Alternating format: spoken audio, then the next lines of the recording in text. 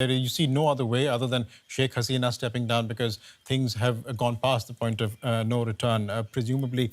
I wonder how you make that assertion, given that the UN, in your words, is not really coming out very strongly against the government at the moment. And as Binish just said, the opposition BNP, the Bangladesh National Party, is itself virtually in tatters because a lot of its members have been arrested or they are facing cases. So who takes over? What really is the pressure for Sheikh Hasina that would force her to step down?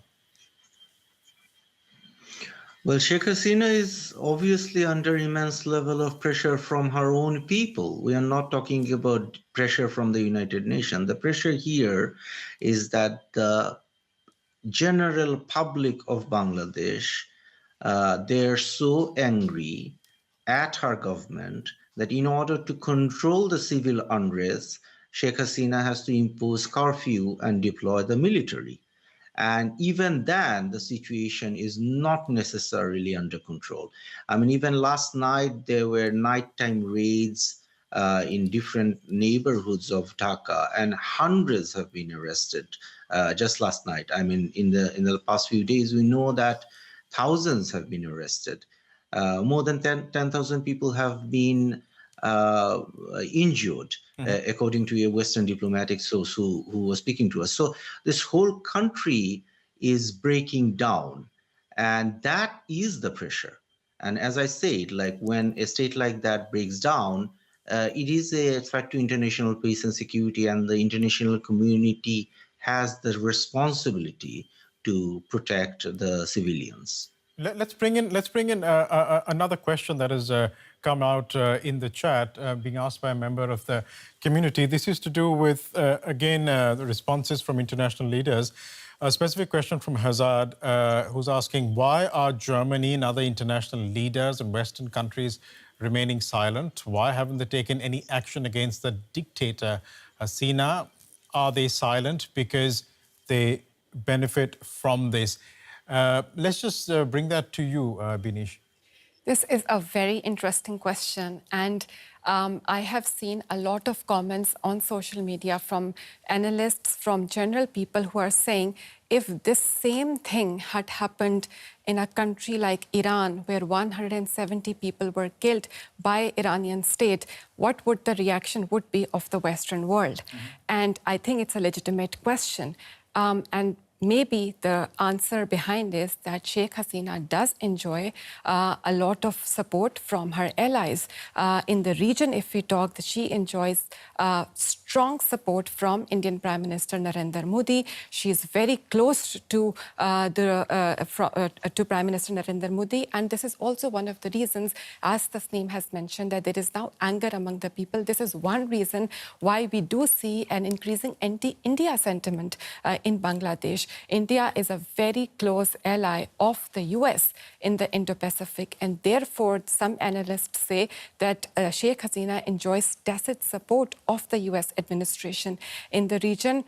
She's also now very closely working with powers like Russia, powers like China, who don't care what's happening domestically in a country. They just want to deal with a powerful government. And therefore, the outrage is basically coming from people. We see people in Pakistan, students in India and other parts of the world supporting or expressing their solidarity with the Bangladeshi students, not so much from the world leaders. There have been protests in India already by students in Calcutta, for example. Let's just take another question from the community. This concerns whether Bangladesh could be sanctioned. This is from user Finway, I hope I'm pronouncing that right, who's asking, do you think the Bangladeshi government finally deserves to be sanctioned by the UN and European Union because those condemnations and statements by them are not working for years now? I'll come to you, Tasneem, with this. Just based on what Binish was saying, does the geopolitics of the time favor Sheikh Hasina, and maybe that's why these sanctions maybe will not happen? It's a very good question, and there are also some economic interests involved. What we have seen very recently, this is a bit anecdotal, The government in the last few days actually arranged a propaganda tour against different government facilities that were destroyed during the protests, and was creating immense level of pressure on diplomats to join these government-managed tours, which reminds me of how Bashar al-Assad used to arrange such media tours in Syria. And many of the Western embassies actually boycotted the tour. But some of the Western embassies, including the French, for example, joined the tour and lend their, credibility and legitimacy behind such a government propaganda effort. And one of the key reasons is that France is actually trying to sell their airplanes, for example, to Bangladesh. So economic interests are also very important here. They are trying to sell Airbus and Rafael and whatnot. And as we know, Bangladesh is one of the biggest exporters of ready-made garments to Europe. So yes, we know the labor situation in Bangladesh is also terrible. Yeah. And some of the protesters are actually RMG workers. So yes, sanctions right now would be a good idea and a very good deterrent that could have helped Bangladesh government change its behavior, but I really don't see that coming. United Nations, that's another question.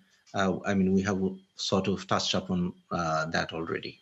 Right. For viewers who are just joining us, from Mukit Hassan, who's asking, how can international leaders and organizations apply pressure on Prime Minister Sheikh Hasina's government to stop the violence against protesters and uphold democratic principles? And let's take another question off the back of that as well.